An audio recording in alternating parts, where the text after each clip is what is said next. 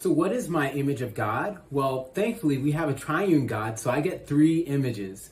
The first image of God that comes to mind for me is the God and Spirit that we encounter in Acts chapter 2, that animating spirit of wind and fire that penetrates our spaces, that crosses boundaries, and that grants us superpowers to do the work of God. And so that's the primary image for me.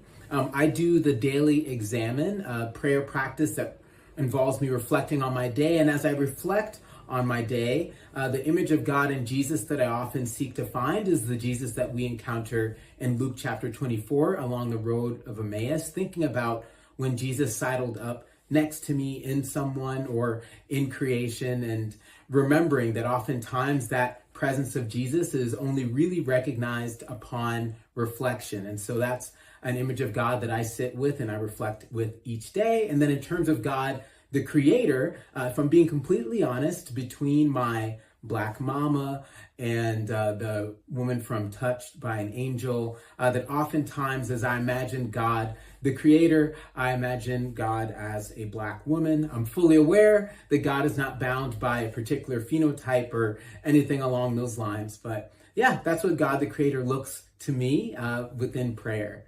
In terms of meaningful scripture, there's a really interesting one, Isaiah chapter 38, in that there's this story where King Hezekiah is on his deathbed and he prays to God for healing, prays to God for more life. And so God grants him more years. But then there's an interesting piece in verse 21. God instructs him through Isaiah to make a clump or a cake of figs and to put it on the boil and for him to get better. And so he does that and he recovers. And for me, this has always been a really important scripture. You know, one, it reminds me that God desires life for us. God desires healing and recovery for us. And it also reminds me that, you know, when we're co-creating, when we're making that healing and recovery, when we're making that ministry and new life happen, that it's up to us to, yes, pray without ceasing, but also to figure out what is the lump of figs in this particular situation. You know, what is that thing that we can do? You know, figs were readily available to them in those days. And so they were able, with things readily available to them, to participate with God in new life, in renewed life. And so oftentimes I think about that in my situations. It's informed me, it's given me hope, it's encouraged me to particular kinds of resourcefulness and strategic thinking in my ministry and also for the communities that I've had the chance to lead. And then finally, thinking of youth and campus and young adult ministries, you know, as I mentioned elsewhere, I was formed by youth ministry in this diocese through the Diocesan Youth Council. And as a priest, I've enjoyed really helping youth encounter ways to meet God, to spend time with God, to engage God's presence, and to see where God might be calling them. I've had the chance to do that through leading companionship trips to Ecuador and Costa Rica.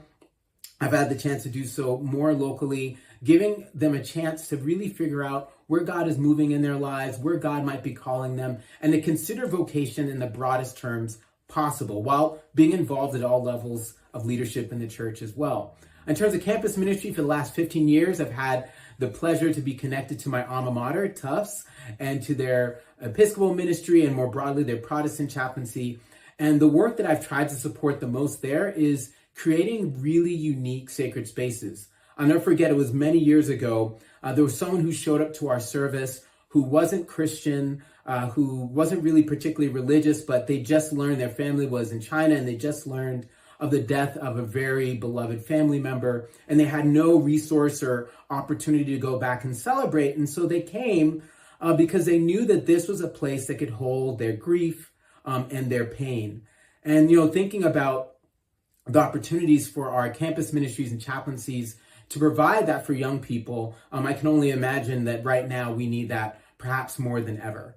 And then finally, around young adult ministries, it's been a great joy for me to lead and create young adult ministries everywhere that I've gone, all the parishes of which I've served. And most recently at St. Mary's, we had a chance to make our 20s, 30s ministry not just one of the parish, but one of the neighborhood. And so this group of really diverse and fun and incredibly folks in their 20s and 30s had the chance to come together around some community work and some social justice work.